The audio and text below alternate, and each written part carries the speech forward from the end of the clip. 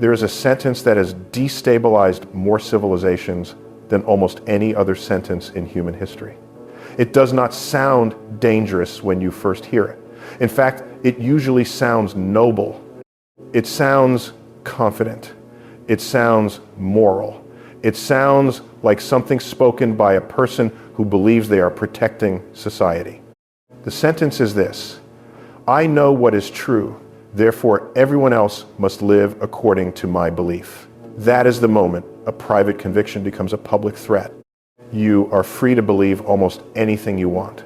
You can believe the universe has a purpose. You can believe your life was planned before you were born. You can believe a divine intelligence watches over you. You can believe no such intelligence exists.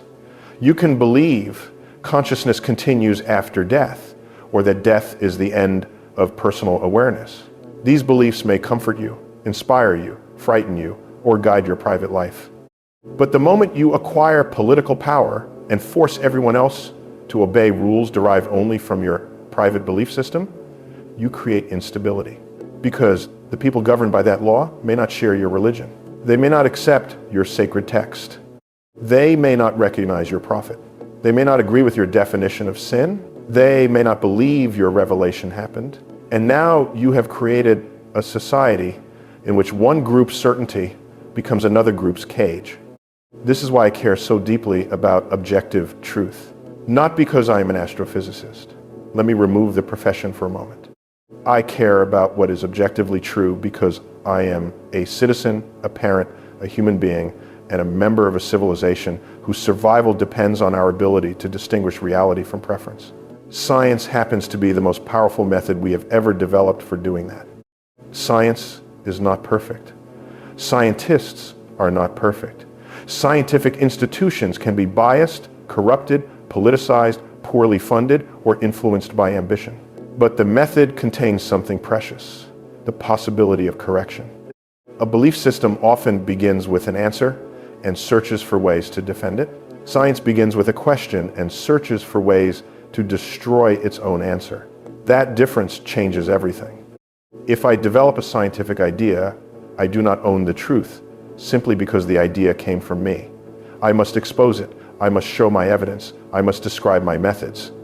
I must allow other people to test it, challenge it, repeat it, and search for the place where it breaks. If they find that place, I do not get to declare them heretics. I have to change my mind.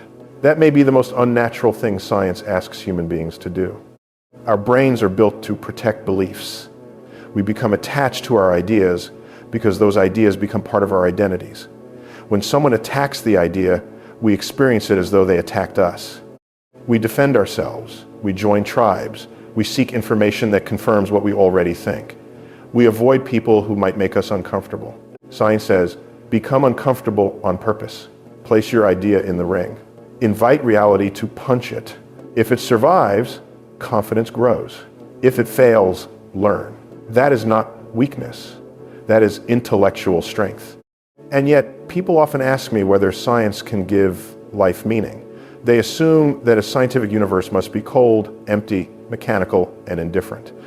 They imagine that if we are only atoms, then love becomes chemistry, morality becomes neurons, purpose becomes an illusion, and human beings become what one might jokingly call conscious meatballs drifting through space.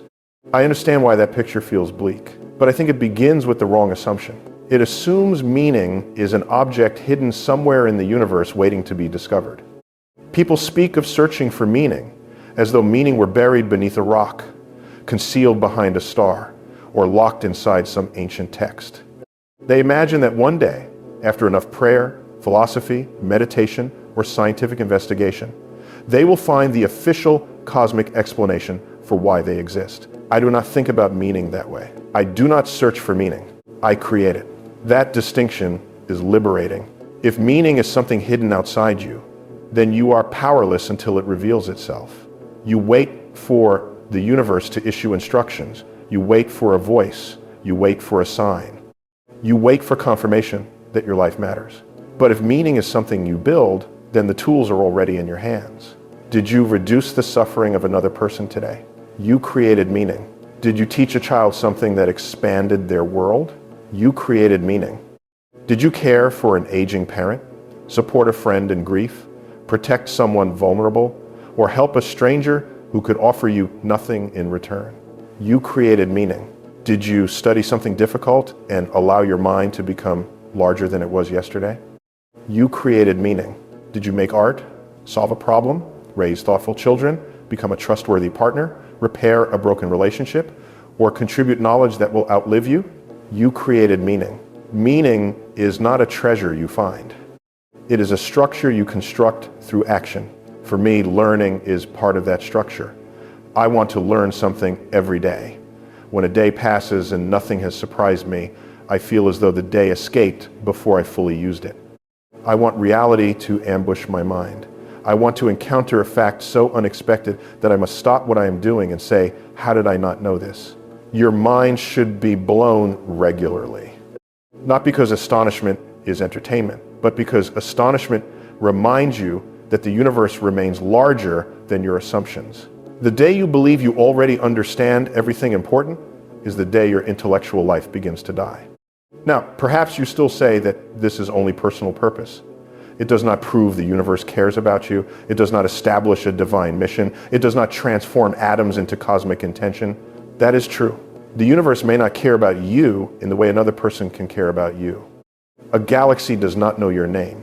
A black hole does not recognize your dreams. The laws of physics do not suspend themselves because you are frightened. But why should meaning require the universe to care about you personally? When you look at the night sky, you may feel small. You see stars scattered across darkness, and the distance between you and them appears to make your life insignificant. But distance is not disconnection. The atoms in your body were manufactured inside stars. The carbon in your cells, the oxygen you breathe, the calcium in your bones, and the iron carrying oxygen through your blood did not originate on Earth in their present form. They were forged through cosmic processes that began long before the sun existed. Stars lived. Stars fused lighter elements into heavier ones. Stars died. Some scattered their enriched material into space. That material became clouds. The clouds became new stars and planets. One of those planets became Earth, and some of those atoms became you. You are not visiting the universe. You are made from it. You are not figuratively connected to the stars. The connection is physical, chemical, and historical. The universe did not merely create a place where you could live. The universe became the material of your body. So if you feel lonely beneath the night sky, remember that the distance between you and a star is not the complete story. The atoms in your hands carry a history written in stellar fire. Some people hear this and say it is only a romantic description of materialism. Fine, call it romantic, but it is also true, and I would rather build wonder from truth than comfort from fiction. Science does not have to remove beauty simply because it explains mechanism. Knowing how a rainbow forms does not drain its color. Understanding stellar evolution does not make the stars less magnificent. Knowing that love depends on activity in the brain does not make love meaningless. Your brain is not an insult to your emotions. It is the instrument that makes them possible. People sometimes resist biological explanations because they believe mechanism diminishes value. If love involves hormones, neural pathways, memories, and evolved social behavior, they assume it becomes less real. But a symphony depends on vibrating air. That does not make the music unreal. A painting depends on pigments reflecting wavelengths of light. That does not make the art unreal. A thought depends on neurons. That does not make the thought unreal. Understanding the machinery of experience does not erase the experience. It allows us to understand how fragile it is. Damage one region of the brain and a person may lose the ability to recognize faces. Damage another and language can disappear. Damage another and personality can change. Memory can fragment. Impulse control can weaken. Empathy can be altered. A person may remain physically alive while becoming psychologically unfamiliar to everyone who knew them. That knowledge matters when we discuss morality. Science does not hand you a complete moral code. There is no telescope that reveals a commandment. There is no laboratory instrument that measures justice in kilograms. No equation automatically tells you what society should value. But science informs moral decisions by revealing consequences. If you are debating punishment, science can tell you about trauma, brain development, addiction, neurological illness, rehabilitation, and the conditions that influence behavior. If you are debating medical care, science can tell you about pain, consciousness, fetal development, mental health, disease, probability, and survival. If you are debating education, science can tell you how children learn, how deprivation affects development, and how nutrition influences cognition.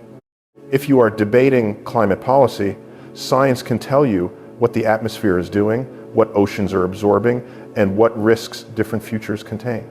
You still need values. You must still decide whether reducing suffering matters. You must decide whether freedom matters. You must decide whether fairness matters. You must decide how much risk one group may impose on another. But once you have stated the goal, science can help determine whether your chosen action will accomplish it. This is the distinction people often miss. Values choose the destination. Evidence helps choose the road. Suppose a society says its goal is to reduce deaths from a particular cause. That is a value judgment. Science cannot force the society to care about those deaths. But once the goal has been chosen, you can study which interventions work. You can compare policies, measure outcomes, identify unintended consequences, and revise the law when the evidence changes. Without evidence, policy becomes performance. Politicians pass laws that feel satisfying to their supporters, but fail to solve the problem. They announce victory because they express the correct moral emotion. Reality remains unchanged. A law should not be judged only by the sincerity of the people who wrote it. It should be judged by what it actually does.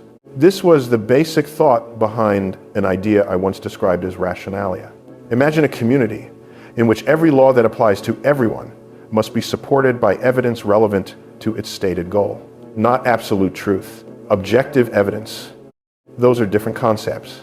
People became alarmed by the idea because they imagined a ministry of truth deciding what citizens were allowed to believe. That is not what I mean. I am not convinced human beings possess absolute truth. Science does not claim omniscience.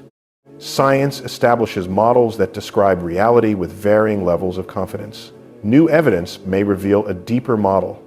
Newton described motion and gravity with extraordinary success. His equations still work in the conditions where they were originally tested. Engineers use them. Students learn them. Planets can be understood through them to remarkable precision. Then Einstein arrived with a larger description of gravity. Einstein did not make Newton useless. He showed where Newton's model was incomplete.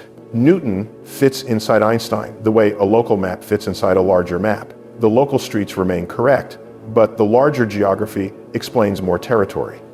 Objective truth can deepen. It can expand. It can become more precise. That is why a law based on evidence should remain open to revision. If the evidence changes, the law should be examined again. This is not instability. It is adaptability. The dangerous society is not the one that changes its policies after learning something new. The dangerous society is the one that refuses to change because admitting error would embarrass its leaders. Now, rationalia does not eliminate politics. Evidence cannot decide every goal. Two people may agree on the facts and still prefer different futures. One person may value individual liberty more heavily. Another may emphasize collective safety. One may accept higher economic costs to reduce environmental risk. Another may prefer adaptation to prevention. These are real conflicts. Science does not dissolve them. But science can prevent the participants from inventing their own facts. You may disagree about what to do. You should not be free to manufacture a false description of what is happening. You are entitled to your priorities. You are not entitled to your own atmosphere. You are entitled to your philosophy. You are not entitled to your own medical data. You can debate policy. You cannot vote gravity out of existence. A healthy democracy should begin by defining the objective. What do we want? Fewer deaths? Cleaner air? Greater freedom? Lower costs? More equal opportunity? Stronger national security? Then ask what evidence shows about the available actions. Do they move us toward the goal? At what cost? What side effects appear? Who bears the burden? How strong is the evidence? What uncertainty remains? This is not government by scientists. It is government informed by reality. And yes, scientific institutions can be captured by political or economic interests. Experts can become arrogant. Agencies can become bureaucratic. Industries can influence regulators. Researchers can chase fashionable conclusions or funding. The answer is not to abandon expertise. The answer is transparency, open methods, competing analysis, independent review, clear disclosure of conflicts, public access to evidence. Institutions designed so that no single group can quietly define reality for everyone else. You do not solve the problem of corrupt medicine by replacing doctors with social media influencers. You do not solve the problem of biased climate research by asking a politician to estimate ocean heat. You improve the process that evaluates evidence. One of the greatest scientific institutions in the United States was established during the Civil War. Think about that. The nation was tearing itself apart. And yet, national leadership still recognized that the country needed a body capable of advising government on scientific and technical questions. That is long-term thinking. A national scientific academy should not decide policy. Its responsibility is to describe what the evidence supports, what remains uncertain, and where the limits of current knowledge lie. Then elected leaders make decisions and face the citizens. But those leaders should not pretend evidence does not exist simply because it threatens their ideology. Climate change offers one of the clearest examples. I am an astrophysicist, not a climate scientist. That distinction matters. I do not claim expertise, I do not possess, but I understand how scientific consensus forms. Consensus is not a room full of scientists raising their hands. Truth is not established by applause. Consensus emerges when independent lines of research converge. One team studies ice cores in Greenland, another studies Antarctic ice, another measures ocean heat, another analyzes atmospheric chemistry, another tracks glacier loss, another studies migration patterns in species, another examines sea level records, another reconstructs ancient climate through sediments, corals, or tree rings. No single paper explains the entire planet. Each adds a piece. When biology, chemistry, geology, oceanography, atmospheric physics, satellite measurements, and temperature records all begin pointing in the same direction, you pay attention. That convergence is what people mean by scientific consensus. It does not require every scientist to agree. You will never have every scientist agree. Disagreement is part of science. But if the overwhelming body of evidence indicates that human activity is warming the climate, rejecting that conclusion because it conflicts with your political identity is not skepticism. It is denial. Real skepticism engages with the evidence. Denial protects the conclusion from evidence. The uncertainty in climate modeling is often misused. Models produce ranges because the climate system is complex.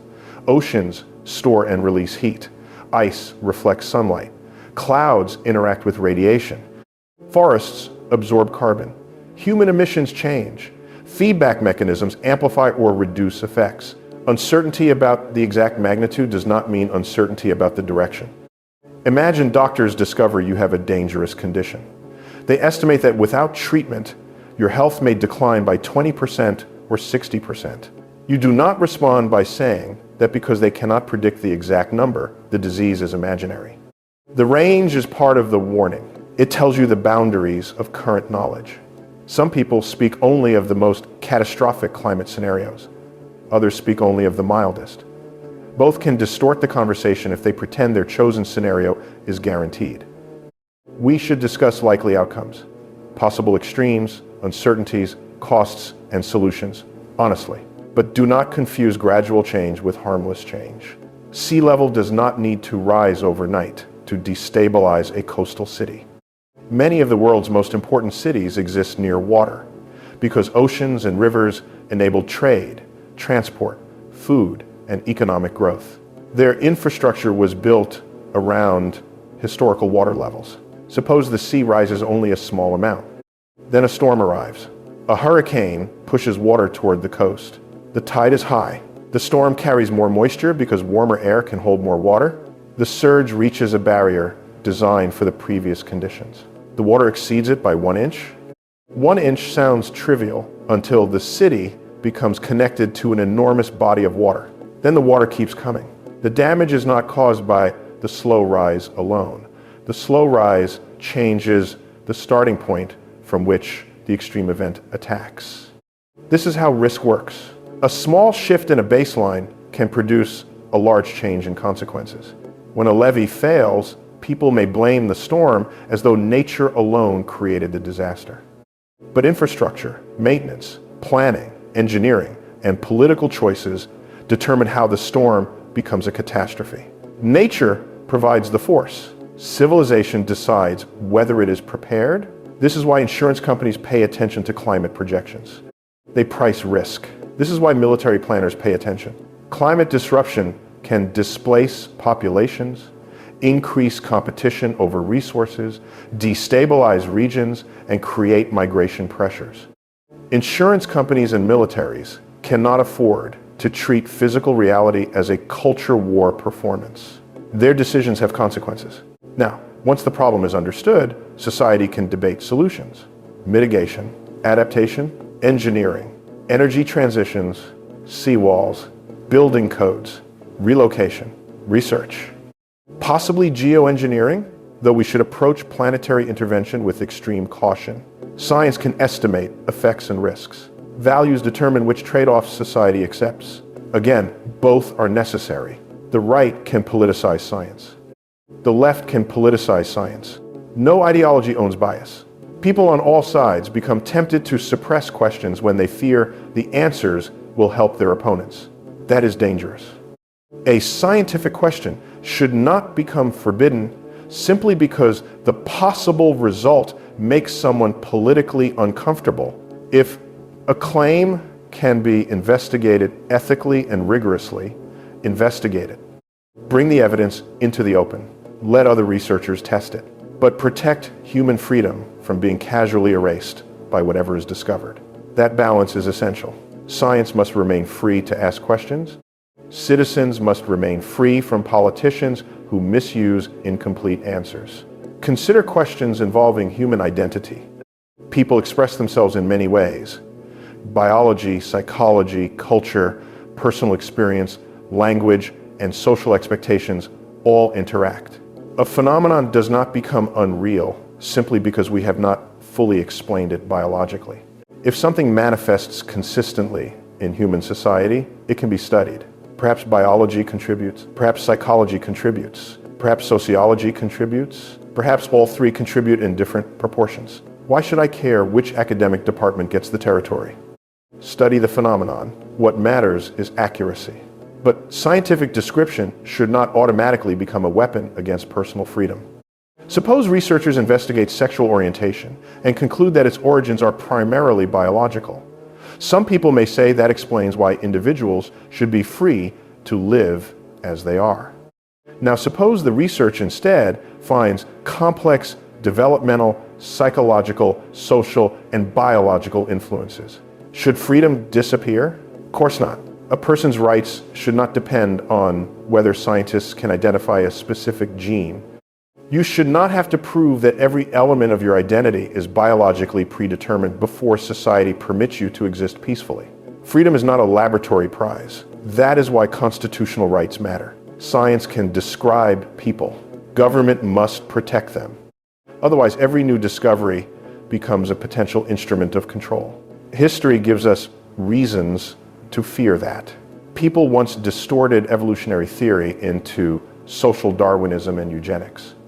They took a scientific description of natural processes and transformed it into a political claim about which humans deserve to survive, reproduce, or hold power. That was not a necessary conclusion of evolution. It was ideology wearing a laboratory coat. Darwin's deeper lesson actually points toward commonality. Human beings are genetically connected. Skin color, geography, language, and culture can make differences appear enormous to us because humans are trained to notice members of their own groups. But from the perspective of genetics, we are one remarkably similar species. From the perspective of a jellyfish, you and the person you consider completely different might be indistinguishable. Go deeper and the connection expands. All life on Earth shares aspects of genetic machinery and chemical ancestry. You are related not only to every human being, but to life itself. That fact does not automatically issue a moral command, but it can inform moral imagination. Racism becomes more difficult to defend when biology reveals how shallow the physical boundaries among human populations actually are. The mythology of chosen biological superiority collapses beneath genetic evidence. Science does not manufacture compassion. It can destroy false excuses for cruelty. Sports create a specific challenge because many competitions are organized into categories intended to preserve fairness. Physical traits vary across individuals and populations. Hormones matter, muscle mass matters. Bone structure, oxygen capacity, training, age, body size, and many other factors matter. As society's understanding of gender identity becomes more complex, sports institutions must ask how categories should function. That is not a question solved by slogans. Measure, study performance, study hormonal effects, study transitions, study advantages and disadvantages, define the purpose of the category. Then create rules transparent enough to be examined and revised. Protect dignity while also protecting meaningful competition. This will not be simple. Reality is often not simple. The failure occurs when either side declares that no data are permitted because the answer might feel politically dangerous. Do not protect people by protecting ignorance. Protect people through rights, ethics, and careful use of knowledge. The same principle applies to abortion. Biology can describe development.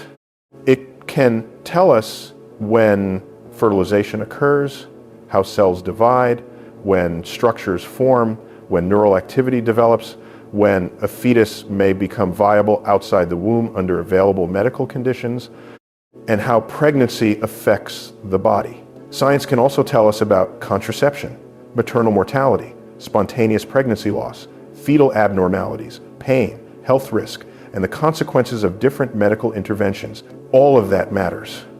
But science alone cannot announce the exact moral status society must assign at every stage. That requires values. What constitutes a human life in the moral and legal sense? Is genetic humanity sufficient? Does consciousness matter? Does viability matter? Does dependence matter? How should the rights and health of the pregnant person be weighed?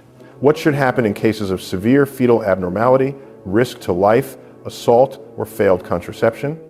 These are moral, medical, legal, and philosophical questions entangled together. The worst way to begin is by hiding the science. The second worst way is by pretending the science automatically resolves the value conflict. Facts first, then honest debate. If you want a world in which fewer abortions occur, ask what actually produces that outcome. Access to contraception, education, healthcare, economic support, family stability, policies assisting parents. If you oppose abortion but also oppose the tools that reduce unintended pregnancy, then you are not designing policy around outcomes. You are expressing a doctrine. Human beings are sexual animals. Sexual reproduction existed hundreds of millions of years before humans created laws. Legislating as though people can simply be commanded never to have sex is not realism. A law that ignores human behavior may satisfy the lawmaker's morality while failing in the real world. Again, evaluate consequences. One fact many people do not consider is that a substantial number of fertilized eggs do not result in a live birth. Pregnancy is biologically complex. Implantation can fail. Development can stop. The body can end a pregnancy before a person even knows conception occurred. How should this knowledge inform claims that every fertilized egg must be treated exactly like a born citizen. I am not giving you a final answer.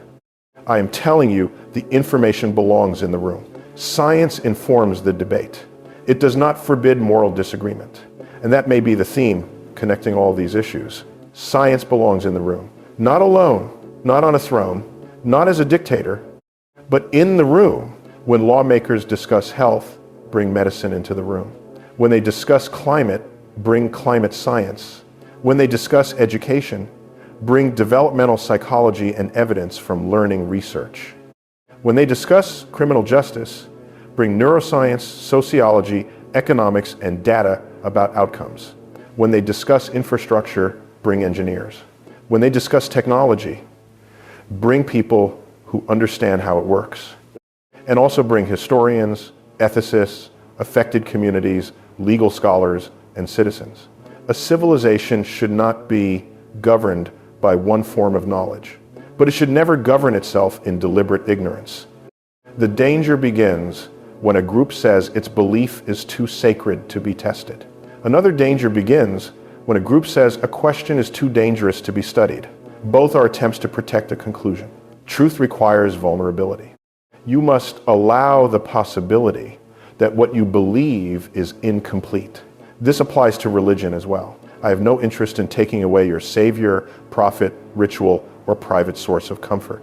If your faith helps you love your family, endure grief, serve your community, or live with greater generosity, that is part of your personal life. But do not use scripture to fight me about the age of the universe. The universe is not 6,000 years old. We have independent evidence from astronomy, geology, nuclear physics, stellar evolution, cosmic expansion, and the light arriving from distant galaxies. A sacred text may contain poetry, history, moral reflection, law, mythology, and cultural memory. It is not an astrophysics instrument. Do not demand that nature obey a literal interpretation written by people who did not know galaxies existed. And notice that modern religious communities already edit their relationship with Scripture. They emphasize some passages and ignore others. They reinterpret laws. They abandon practices once defended as sacred. They reject slavery even when ancient texts tolerated or regulated it. They update their moral understanding because society learns that process of moral editing must have a foundation. Where did the new judgment come from? Discussion, experience, empathy, reason, awareness of suffering, secular law, broader contact among cultures, knowledge about human beings. In other words, modern morality did not arrive by reading ancient texts more literally. It often improved by reading them less literally. This does not mean religion contributed nothing to morality. Religious communities have supported charity, education, art, family, social cohesion, and resistance to oppression. But no tradition owns moral progress. Human beings create moral systems collectively, revise them, fail, suffer, learn, and sometimes improve. The evidence of history is that morality evolves. Science can inform that evolution by showing us who suffers, why they suffer, and whether our interventions help. It can expose false biological claims used to justify hierarchy. It can reveal common ancestry. It can explain how trauma affects behavior. It can show that certain punishments fail. It can measure whether a policy saves lives. But moral courage still requires people to care. Data can tell you that a child is hungry. Data cannot force you to feed the child. That decision emerges from values. My own values were shaped by family. My father worked in the civil rights movement. My mother studied the lives and needs of older people. I grew up surrounded by concern for the well-being of others. Then I became an astrophysicist. My head entered the cosmos, but my feet remained on Earth. That combination matters to me. I cannot accept a philosophy that says, I have mine, so everyone else is responsible for their own suffering. Individual freedom matters deeply, but so does the social fabric that allows individuals to survive and flourish. No one is fully self-made. You did not build the road you first traveled. You did not invent the language you used to think. You did not design the medical knowledge that kept you alive. You did not manufacture every tool in your home. Civilization is collaboration across time. People you will never meet contributed to your life. You owe the future something in return. That is another way to create meaning. Contribute to a world you will not live long enough to see completed. Teach someone who may surpass you. Plant a tree whose shade you may never use. Support research whose greatest discovery may occur after your death. Build institutions strong enough to correct the mistakes of your generation. Meaning expands when your actions connect you to lives beyond your own. This is where cosmic perspective becomes political without becoming partisan. From space, borders disappear. The atmosphere does not stop at a national boundary. Climate systems do not ask for passports. Viruses do not respect flags. Asteroids do not target political parties. The challenges capable of threatening civilization often operate at scales larger than our tribes. Science reveals those connections. Politics must learn to respond, but tribal identity remains powerful. People reject evidence because accepting it feels like betrayal. If climate change is associated with one political side, members of the other side may feel compelled to deny the science even when the atmosphere is indifferent to party membership. If a biological finding becomes associated with one ideological camp, the other camp may refuse to investigate it. This is how knowledge becomes hostage to identity. I want a society in which you can change your mind without being expelled from your tribe. A society where admitting error increases your credibility rather than destroying it. A society where politicians can say, the evidence changed, therefore my policy changed. Imagine how revolutionary that would be. Instead, leaders are punished for inconsistency, even when consistency would require remaining wrong. We reward certainty. We should reward correction. Science advances because correction is built into its identity. A published result can be challenged. A theory can be replaced. A measurement can be improved. The scientist who proves a famous scientist wrong may become famous. That incentive does not eliminate bias, but it creates movement. In authoritarian belief systems, contradiction threatens power. In science, contradiction can generate discovery. This is why free inquiry matters. You cannot guarantee that every question will produce a socially comfortable answer. The purpose of research is not comfort. It is understanding.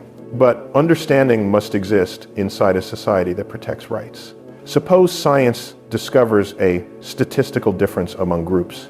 That does not automatically justify treating every individual according to the group average. Statistics describe distributions. Individuals exist within and beyond those distributions. Suppose science discovers a behavior has biological influences. That does not determine whether the behavior should be legal or illegal. Suppose a trait has psychological influences. That does not reduce the person's freedom.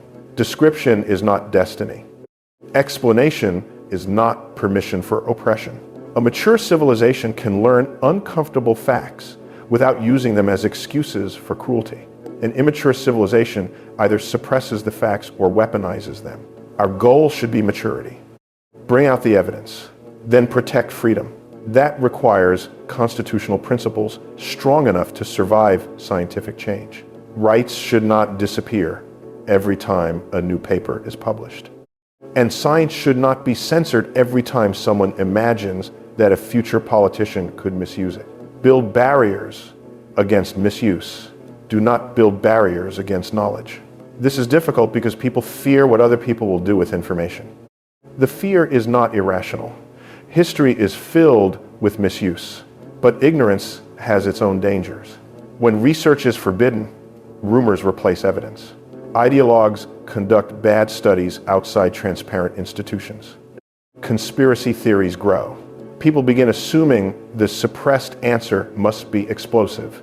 Open inquiry, ethical oversight, replication, and public debate are safer than intellectual darkness. We need the courage to know and the wisdom not to weaponize what we learn. That is a civilizational challenge.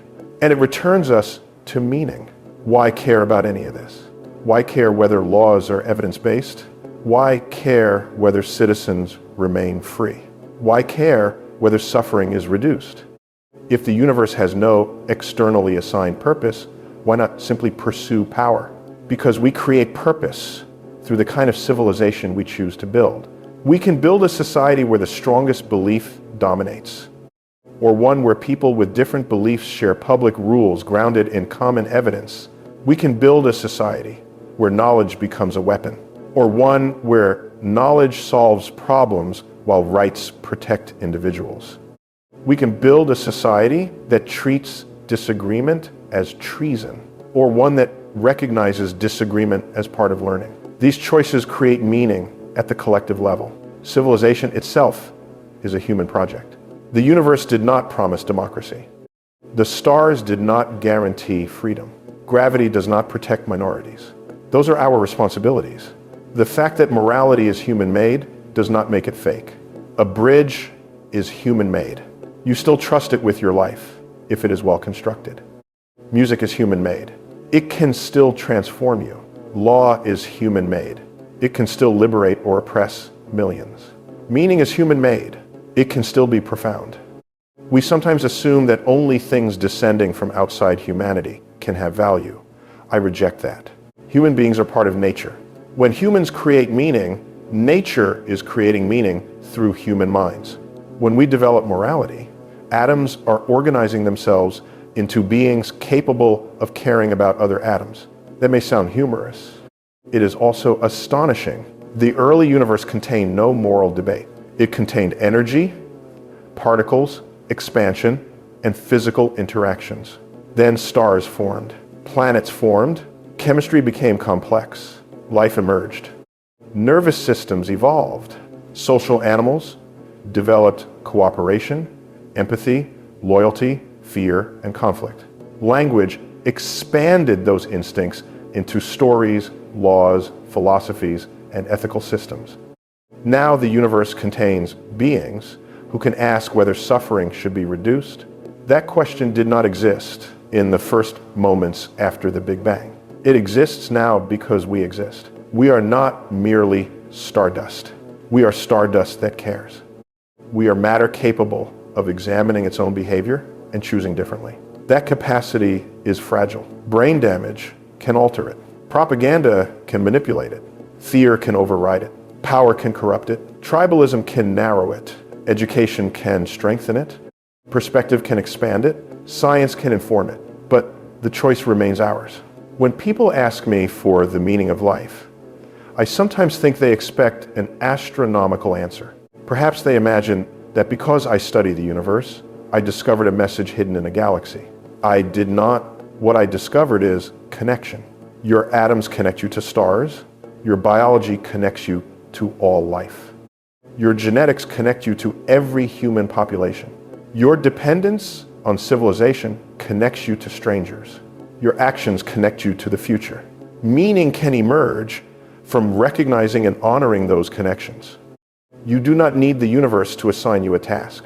Choose one worthy of your brief existence. Learn, teach, explore, protect freedom, reduce suffering, challenge ideas, correct errors, create something, help someone, leave the world with more understanding than you found in it. That is enough to fill a life. And perhaps it is more demanding than believing a purpose was assigned to you, because now you cannot outsource responsibility. You cannot say the universe will repair the damage. You cannot assume history naturally bends toward justice. You cannot wait for divine intervention to rebuild a flooded city, cure a disease, protect a minority, educate a child, or prevent a war. We must do those things. Prayer may comfort people. Comfort matters. But prayer does not replace engineering. Faith does not reinforce a levee. Hope does not measure carbon dioxide. Sincerity does not test a medicine. When the problem is physical, the solution must engage physical reality. This does not insult spirituality. It respects cause and effect. If you are sick, pray if prayer strengthens you, but also seek medical care. If a storm is approaching, hope for safety, but also evacuate. If the climate is changing, express your values, but also examine the data and build policy around what the planet is doing. The world responds to actions. That is why evidence matters. The future will confront us with questions more difficult than those we face today. Artificial intelligence will challenge work, privacy, creativity, trust, and political power. Genetic engineering will challenge our ideas about treatment, enhancement, identity, and fairness. Neuroscience may reveal more about decision-making and consciousness. Climate pressure may transform cities and migration. Technology may deepen inequality or reduce it. On every issue, people will arrive carrying beliefs. Some will be ancient, some will be political, some will be economic, some will be deeply personal. We need a method for living together when beliefs collide. The method cannot be that the most powerful religion wins. It cannot be that the loudest ideology wins. It cannot be that corporations quietly purchase the answer. It cannot be that scientists rule without democratic accountability. We need evidence to describe reality, democratic values to define goals, ethics to constrain action, and rights to protect individuals. Remove evidence and policy becomes superstition. Remove values and policy becomes directionless. Remove ethics and knowledge becomes dangerous. Remove rights and society becomes oppressive. The balance is difficult. Civilization is difficult. That is why it deserves our attention. There is no final system that frees future generations from thinking. No constitution interprets itself. No scientific institution remains healthy without scrutiny. No moral principle applies perfectly without context. Every generation inherits the bridge and must inspect the cables. You cannot simply declare the work finished. But this is where purpose lives, not hidden behind a tree, not waiting beneath a rock. Purpose lives in the maintenance of civilization. It lives in the refusal to let facts become tribal property. It lives in the defense of people whose lives differ from your own.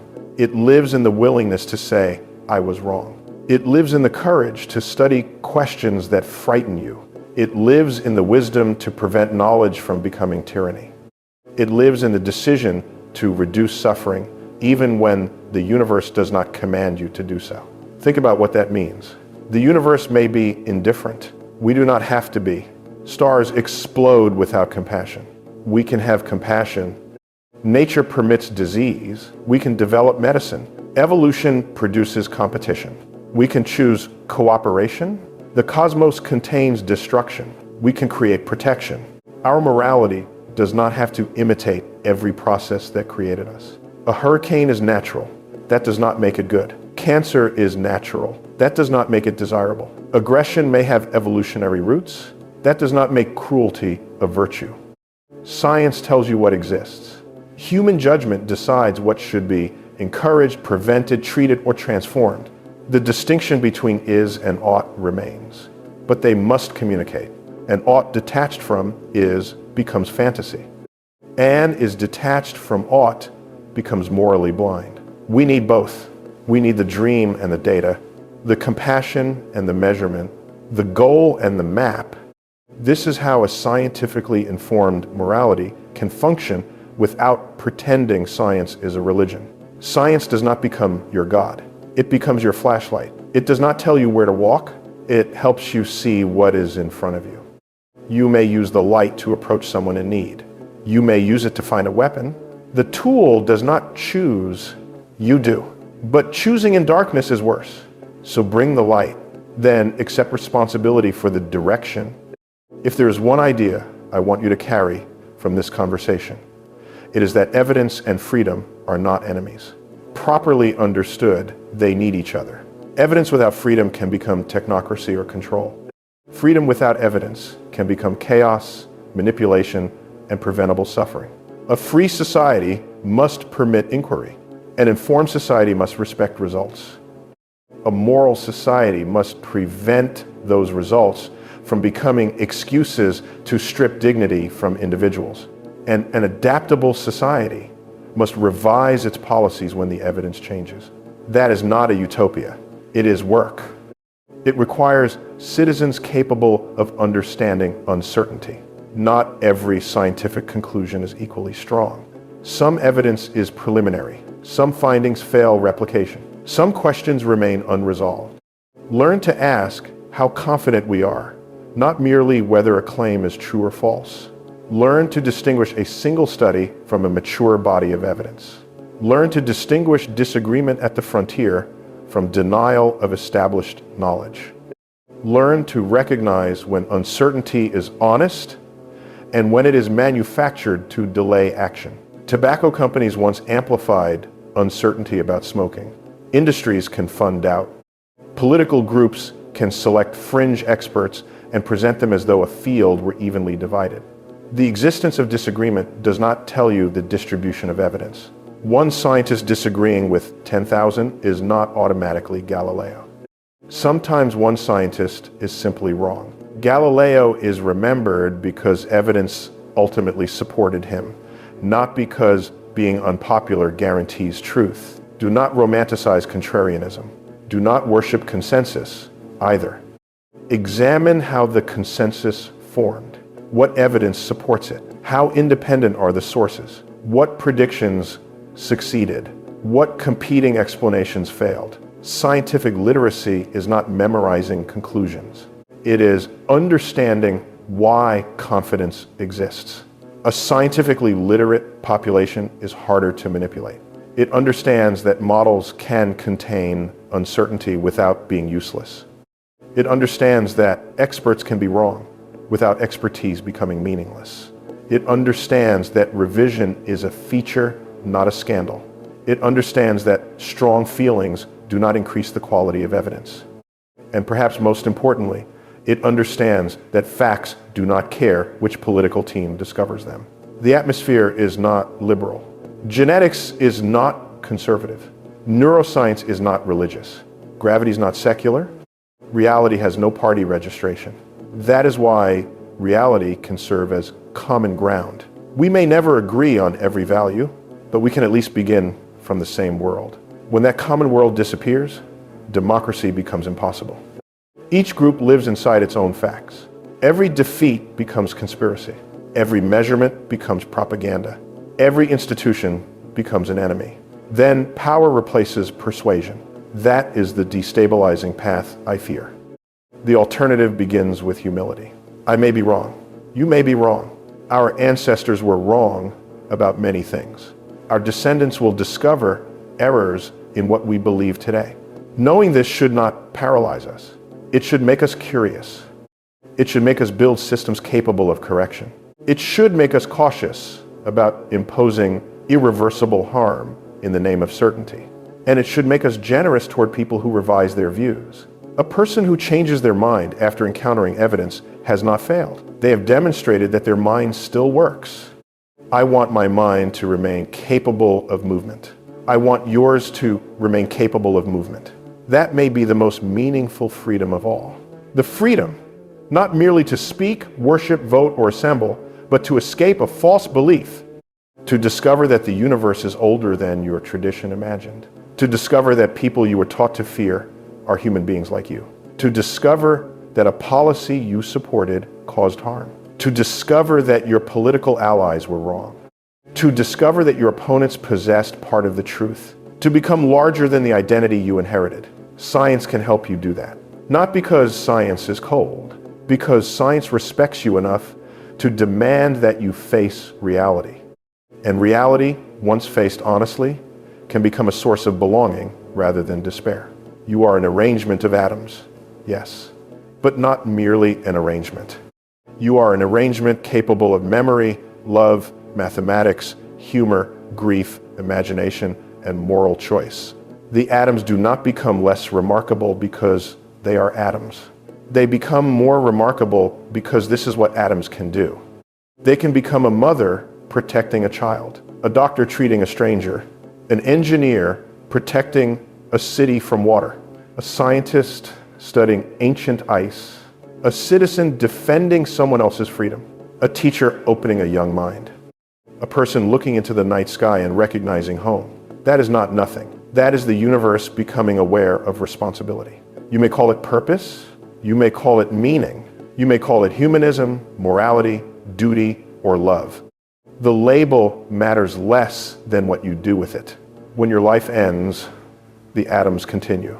The consequences of your choices continue too. The people you helped carry something forward. The knowledge you shared enters other minds. The suffering you reduced does not become meaningless because it was temporary. A meal matters to a hungry person, even though hunger returns. A cure matters, even though every life ends. Freedom matters, even though every civilization changes. Temporary does not mean worthless. A sunset is temporary. Music is temporary. Childhood is temporary. Consciousness may be temporary. Their brevity can increase their value. So do not wait for eternal meaning before creating present meaning. Do not wait for perfect knowledge before making a better decision. Do not wait for universal agreement before reducing suffering. Use the best evidence available. State your values honestly. Protect the freedom of others. Remain willing to revise. And try, at least once in a while, to let reality blow your mind. Because you are living during a remarkable moment in cosmic history. For billions of years, stars burned without anyone on Earth understanding nuclear fusion. Planets moved without anyone calculating their orbits. Life evolved without knowing evolution existed. Then consciousness arrived. We began asking questions. We invented methods for separating what we wanted to be true from what the evidence allowed us to claim. That method is fragile. It can be corrupted, it can be ignored, it can be attacked by power, but when it functions, it allows the universe to become more clearly understood by a piece of itself. That is what you are. A piece of the universe capable of asking what is true. And once you care about what is true, another question follows. What will you do with the truth? Will you use it to dominate, to liberate, to heal, to divide, to protect your beliefs, or to improve them? Science cannot answer that for you. That responsibility is where your meaning begins.